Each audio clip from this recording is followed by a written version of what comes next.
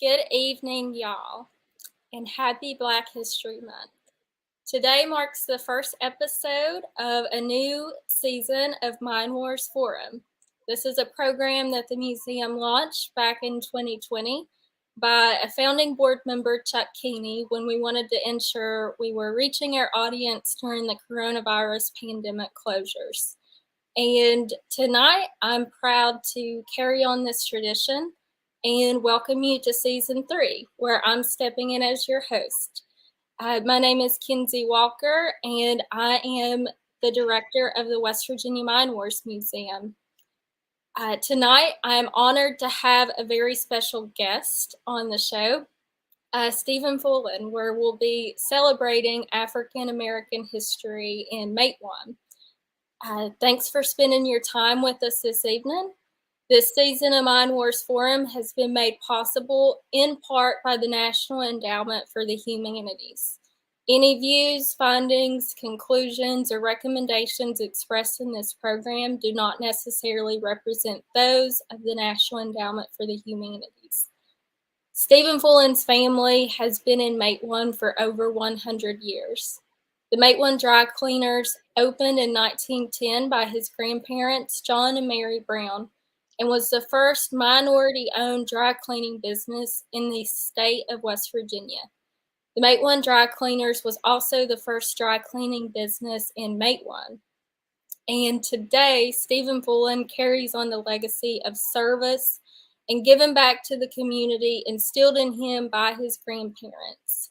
Steven is a former educator and former Matewan Town Council member, but community service has transcended across 3 generations in the Brown family, including his grandparents, Steven himself, alongside his late brother, Johnny Fullen, and also with his niece, Francine Jones, who's a former town council member, a tireless Matewan advocate, and a Mind Wars Museum board member.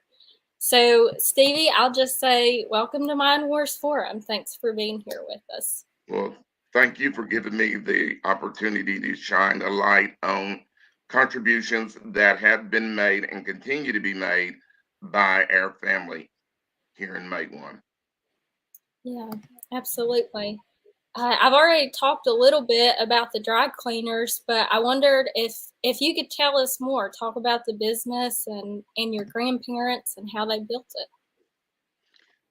Okay, my grandfather graduated in college in 1906 in Virginia, and his plan had always been to be a doctor.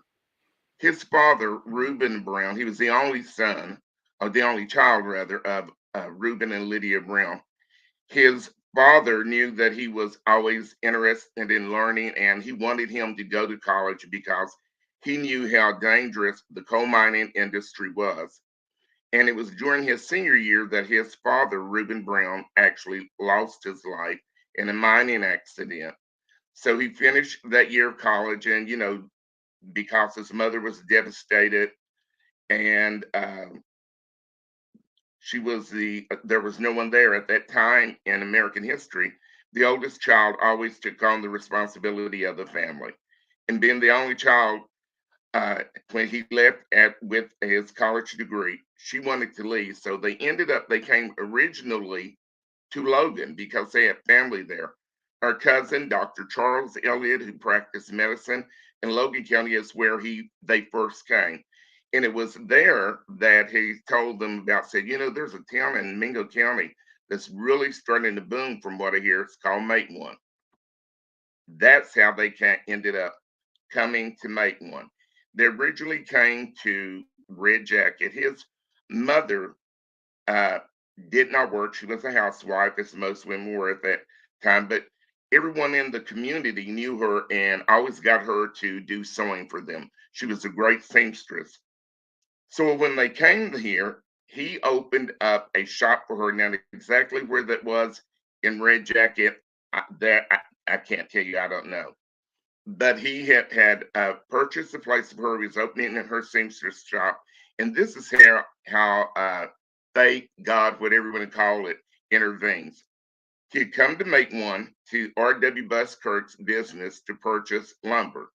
Well, while he was waiting in line, they were having problems with the people in front of him, trying to get them to understand what they wanted the clerk to get for them. And these guys were all Italian, and they were just having a horrible time trying to converse with one another. So when my grandfather started talking to one of them, then so he told the guy, he said, well, it was R.W. Buskirk himself. He said, here's what they want. And he goes, you speak Italian? And he went, yeah. And so he said, well, would you like to have a job? And my grandfather said, yes. So that's how he came to work for them, work there for 4 years to earn enough money to open up the business. Now, how did my grandfather learn Italian? One of his childhood friends was an Italian guy. There were lots of immigrants, as we know, in this region of the country. They had Italians, Hungarians, were the main two groups and that were in this area of Virginia and West Virginia that had come in. And most of them didn't speak the language. So he was fluent in Italian, and he was conversant in Hungarian, but not as well as he was with Italian because he was fluent. And so that's how he came to be able to open the business that he had here in Matewan. And when we grew up, there were always lots of people in and out of our home. Lots of Italian families came to him because most of them didn't speak English when they came here. So they came to him to help with finances, understanding money. And unfortunately, people weren't always honest with dealing with people when they didn't speak the language in terms of cheating them or not understanding. And so my grandfather always had this circle of friends, of Italian and Hungarian friends around us. It's amazing to think, like 100 years ago, there were all these different languages being spoken in Matewan, because we don't get to hear that today, but we talk about it often. I wonder if you could talk a little bit about how your grandparents met, because they met in Matewan, right? Yes. Okay. See, I knew you bring that story back up. My grandmother's sister, and I think it was her older sister, Alberta, had married a guy who came to West Virginia, like so many people did, to work in the coal mines. And she was homesick. So what she did, she got my grandmother, who had just turned 18, talked her into coming to Matewan just to come to visit, but hoping that she'd meet someone and end up staying. Well, my grandmother came and she ended up getting a job in the Urias Hotel that was in Matewan. It was in where the UMW is now. That Buskirk building there had the Urias Hotel. She got a job there as a cook. And when anyone new comes in any small town, everybody talks about it. Well, when my grandfather heard that there was a beautiful young black woman in Matewan, he was bound and determined to meet her. And when he saw her, he told me himself, he said, I knew right then that I was bound and determined to marry this lady because he was 17 years older than her. And he pursued her relentlessly. And they fell in love, they got married, and they were a united front in their personal and professional life because my grandfather ran the business. But what most people didn't know is that my grandmother did the books. And what she used to tell me that would be so aggravating for her, at that period of time, women usually were seen and not heard. So people would come in and go, oh, John, you're doing such a good job, as if she didn't have anything to do but to, take in money and repair clothes. But she said they didn't realize that I'm the one who kept the books. My grandmother had a great business head on her. She was great at budgeting. But more importantly, she and my grandfather, what they had was integrity for people. And I think that is why they had so very few issues in terms of racism, excuse me, with racism here and in the Matewan community, was just because of who they were. Everyone was treated the same with them. And another factor that made that business possible, I know that's one of the things we had talked about, was that there were several things. One, you had a lot of immigrants here, and some of the Italian families with my grandmother said that, they couldn't understand because they came from Italy where everybody got, they couldn't understand why their kids could play together, but they couldn't go to school together. So they didn't come from an environment where racism as existed in America existed there. So they didn't come with that mindset. Two, because my grandfather was educated and knowledgeable, that he came from a place of where he knew his own value and self-worth. And I think that helped to make it easier. And the third thing that I can remember, there was a man that was really good friends with my grandfather. His name, they called him Frankie Camel, but you know how they always shorten the Italian names to make them, but his real name was something like Camelucci or something like that.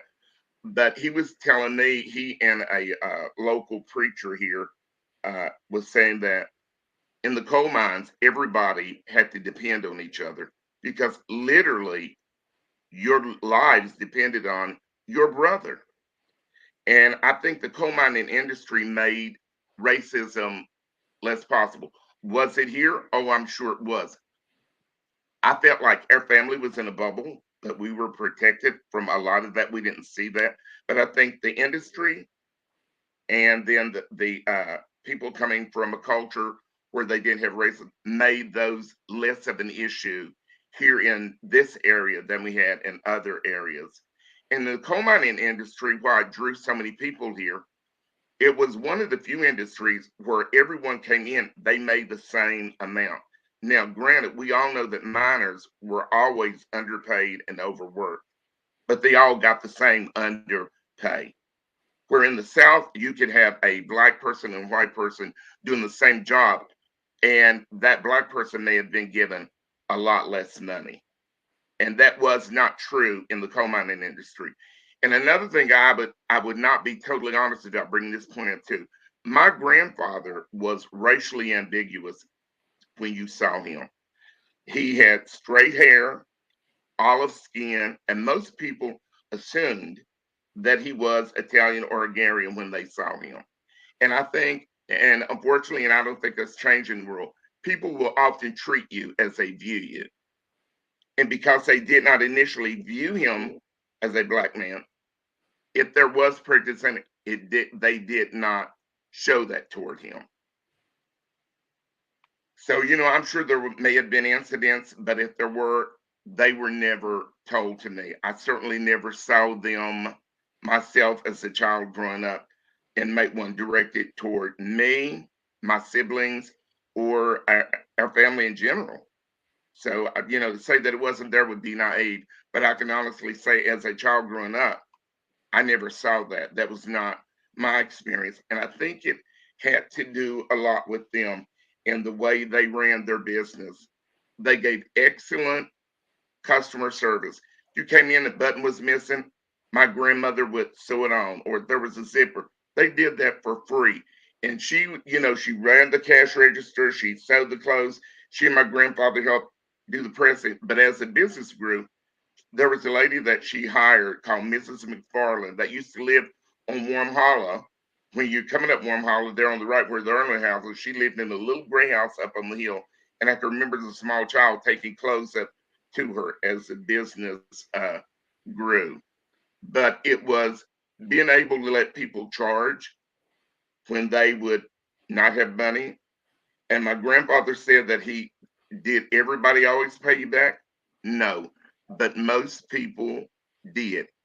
He said because he understood, he knew from his own father how hard those guys worked. And that when their family said they would pay you back, they would pay you back. It may be later, but he said he lost very little money. He extended to them the kind of courtesy that he would want has been extended to him had the positions been reversed. And I think when you show people that kind of empathy and caring and respect, is generally given back to you. Yeah. So your family interacted a lot with the miners that were coming in the area, and you know, Oh they yeah, my grandfather said that the business is a Matewan, and when I grew up, and and I'm sure before me, there were even more. The their clients, the majority of their clients were miners. If there weren't for the mining families, Matewan wouldn't have the grocery stores. Because I can remember growing up when we had 3 grocery stores in Matewan, and we had about 4 filling stations. Again, the backbone were the miners. Again, my Yeah. grandfather knew and understood the value of those people. Those people worked hard. They were good to the word. And he used to say that people didn't always write things down, because one of the sayings he would say is, a gentleman is only good as his word. That if I give you my word as a gentleman, I will keep it. And that's the way he was. And he took you at your word until you gave him reason not to. So their business opened in 1910, and as Hmm. we know, 10 years later, there was a really big dramatic event that happened, which was the Battle of Matewan. What did your grandparents ever talk about that? Like what kind of role Okay. did they play during the Battle Okay. of Let me tell you what I can tell you. Let me put it that way. Okay. First of all, I had never heard the Battle of Matewan talked about in my presence until I was in high school. Wow. And it wasn't in school. It was actually a friend of my grandmother's, and she just would refuse to talk about that. But she did tell me in later years, shortly before she died, there were certain things that she would tell me and certain things that she didn't. But she did tell me that when it happened, their dry cleaners faced the railroad tracks. She remembered very vividly hearing the train had stopped, and it stopped. She said it was different. It was like it was something about the speed of the train. And then she said she heard all of the shots. And my grandfather, who was over in Matewan at the time, he helped Senator White's wife to safety during that time period to keep her safe. And he got to know her because she taught school at Red Jacket. And when the weather was bad, she would sometimes ride with him when he'd take his Model T delivery truck up the road to drop her off at Red Jacket Grade School. Well, he came back to where my grandmother was, and she said that for a couple of days they laid low. Their house was up from the dry cleaner. That's where those pillars are that everybody asks about. She said that they didn't turn lights on, they laid down because there was shooting. And a couple of days later, she said it was like the Wild West. And she said she was terrified. Now, remember, my grandmother was 18.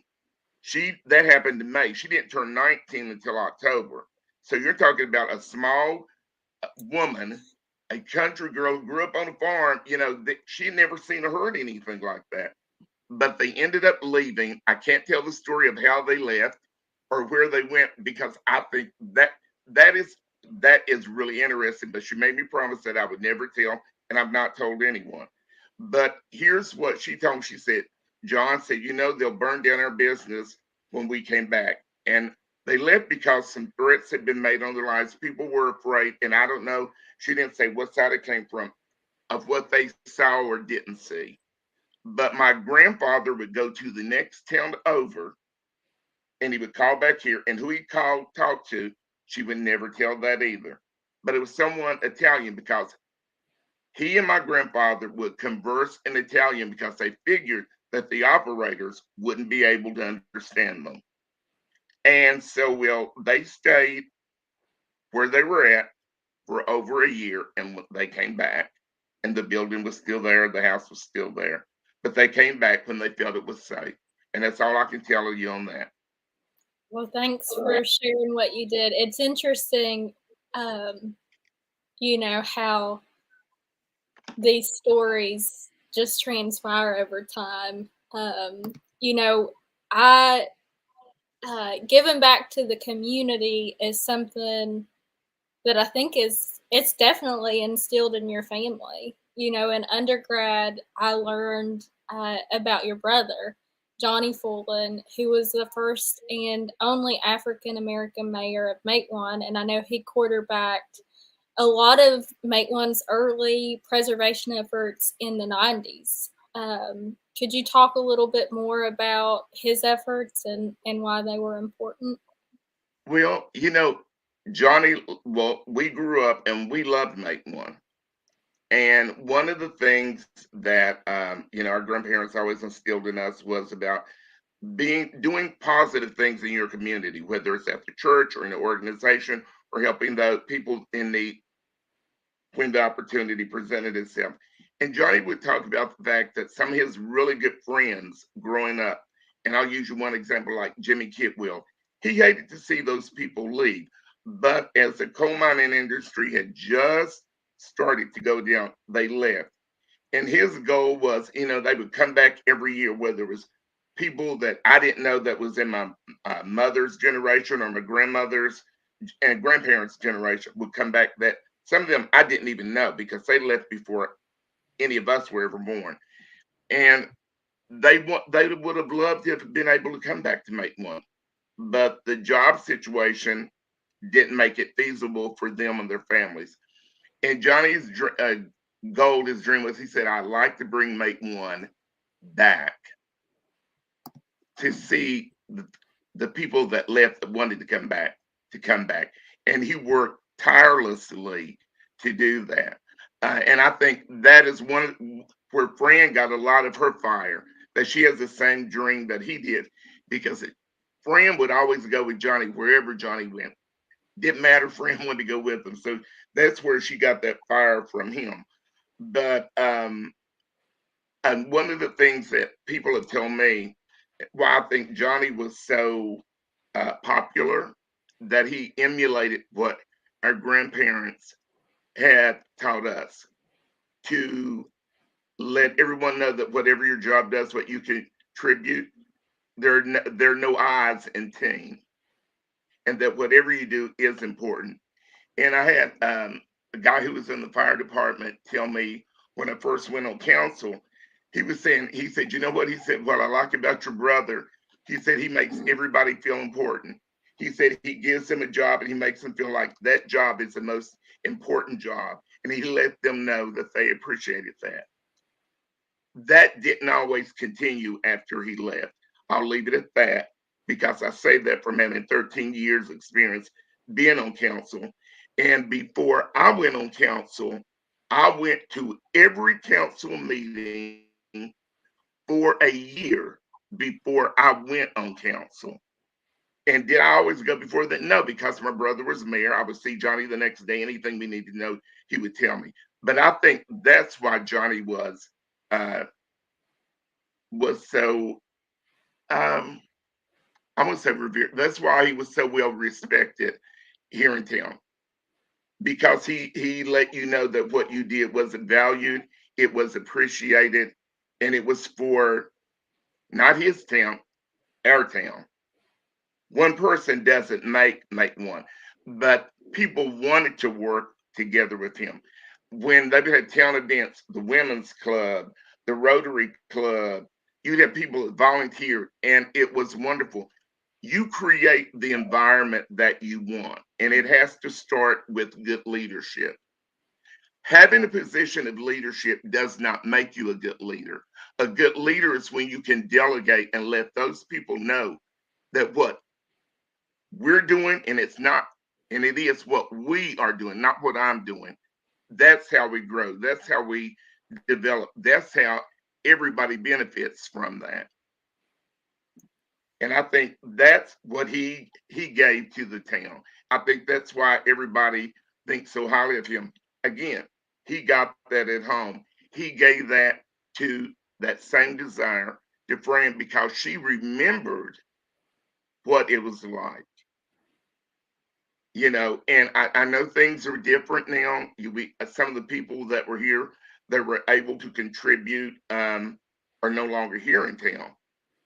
But I think that is what it was. But it having that same spirit, you may not bring back the old make one back, but we can make a new make one.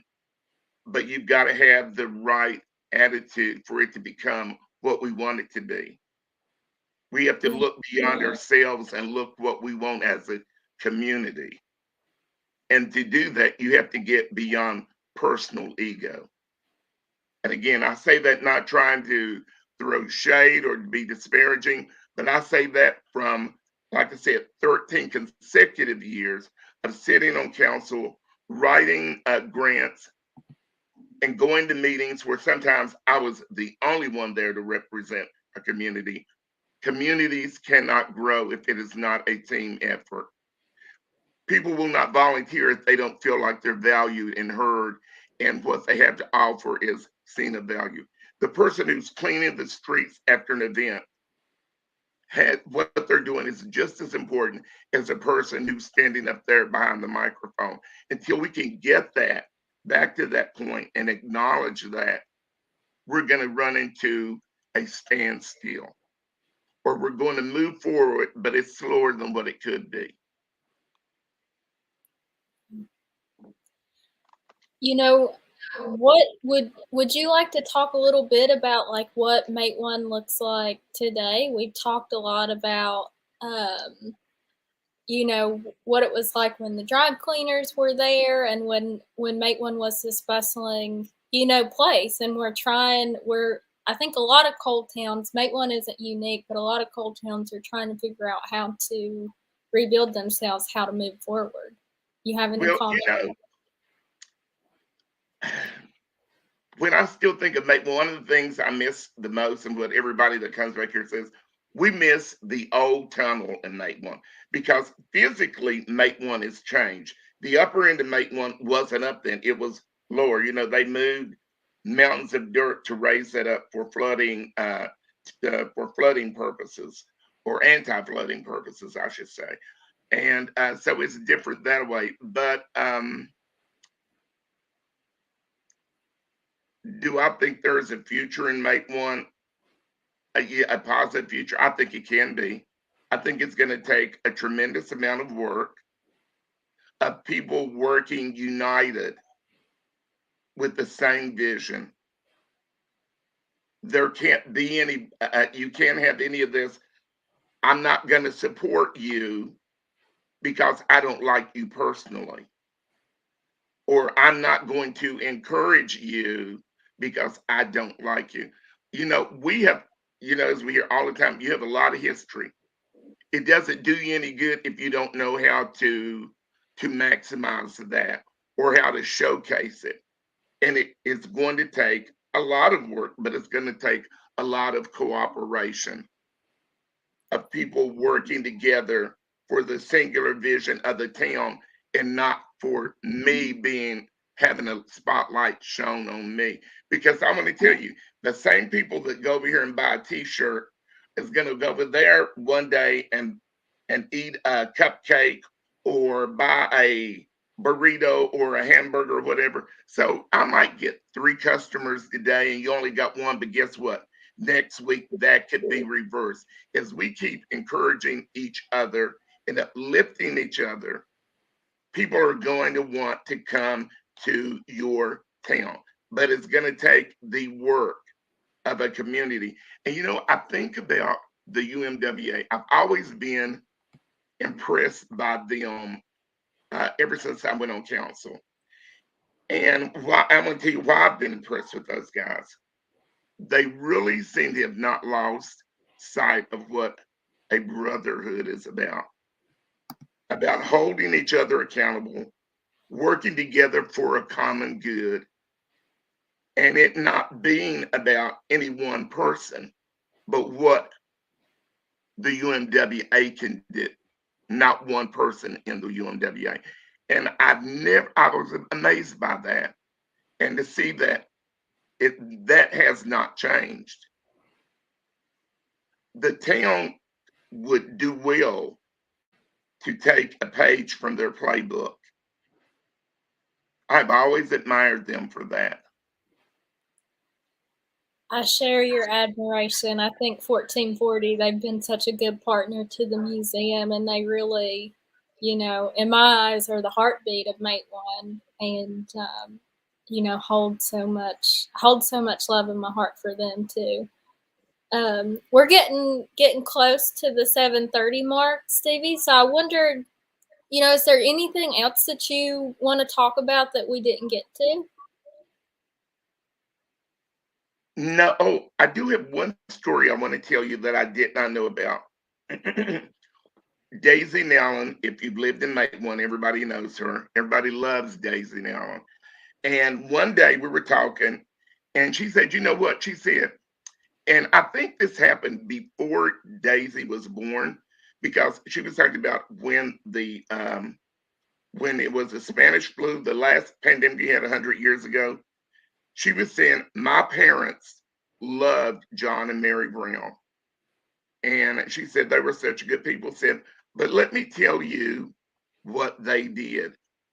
Said when no one else would come around or no one would help because they were afraid of getting the flu. Said that someone told John Brown, and he sent word to my parents. He said, "You put your clothes on the back porch in a sealed container in a tin can with a lid on it." And she said that every day he would come by, that they would put them out there. He would sanitize their clothes, dry clean their clothes, and bring them back and put them on the back porch. And said they never forgot that. And he didn't do it for money. He did it because it was the right thing to do. That's an amazing story. They were amazing people. I stand on their shoulders. Stevie, I can't say thank you enough for spending your time with us, sharing these stories, the stories of your family, the stories of Matewan, and I want to say thanks to all the listeners who hung with us tonight. We're glad to have your company. I think I saw a comment that someone's watching from Tampa, Florida. I know we've got some folks in Pittsburgh watching.